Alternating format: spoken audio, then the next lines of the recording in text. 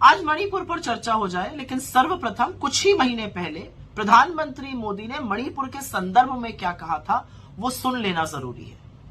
साथियों, एक समय था जब मणिपुर को पहले की सरकारों ने अपने हाल पर छोड़ दिया था।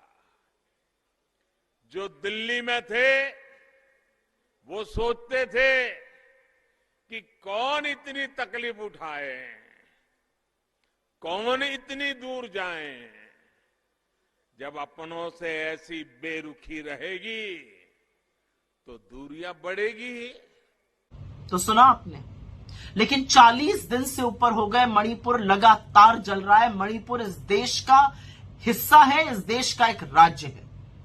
हिंसा का यह आलम है कि लोग एक दूसरे के खून के प्यासे हुए पड़े। 103 लोगों से ज्यादा की मौत हो चुकी है। 60,000 से ज्यादा लोग विस्थापित हो गए। तमाम बिल्डिंग फूंक दी गई है। आम लोगों का, विधायकों का, सांसदों का घर तो जल के स्वाहा हो ही गया था। अब बीजेपी के अपने एक मंत्री का घर जल के खत्म हो चुका है। कानून व्यवस्था पूरी तरह से ध्वस्त है। स्थिति नहीं संभल रही है, इनफैक्ट बद से बदतर होती जा रही है। लेकिन ऐसा प्रतीत होता है कि दिल्ली की भाजपा सरकार को मानो कोई फर्क ही नहीं पड़ रहा है। स्थिति राज्य सरकार से कंट्रोल नहीं हो रही है। दिल्ली के हुक्मरान हाथ पे हाथ धरे बैठे हैं।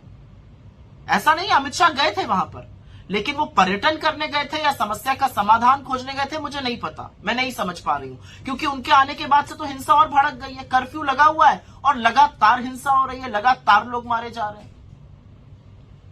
तो स्थिति इतनी कंट्रोल से बाहर कैसे हो गई है? इस देश के प्रधानमंत्री जब वहां पर चुनाव प्रचार कर रहे थे, नरेंद्र मोदी जी, तो अगले 25 साल की नींव रखने की बात करते थे। अब जब हिंसा भड़की हुई है तो ना शांति की एक अपील है, ना एक सार्वजनिक रूप से उन्होंने शब्द बोला है इस हिंसा के खिलाफ, इन मौतों के खिलाफ। और अब तो वो भयावह सच सामने आ रहे हैं जहां पता चल रहा है कि चुनाव जीतने के लिए हेमंतो बिस्व शर्मा, राम माधव और भारतीय जनता पार्टी ने मिलकर उग्रवादी संगठनों का सहारा लिया था।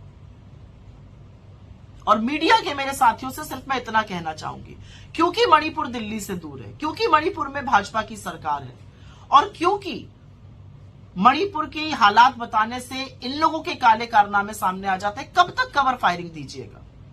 मणिपुर इस देश का हिस्सा है, और जो अखंड भारत का दंभ भरते हैं, पहले इस देश के एक हिस्से को तो बचा लीजिए। जो जुमला फेंकते हैं रूस और यूक्रेन का युद्ध रुकवाने का, पहले यह गृह युद्ध तो रुकवा लीजिए। असलियत यह है कि मणिपुर जल रहा है। प्रधानमंत्री जी, अगर आपको अपनी यूएस की पैकिंग से फुर्सत मिल जाए तो संज्ञान लीजिए और स्थिति में सुधार बहाल करने के लिए प्रयास करिए, क्योंकि ऐसा लगता है कि मणिपुर को तो आपने उनके हालात पर छोड़ दिया है।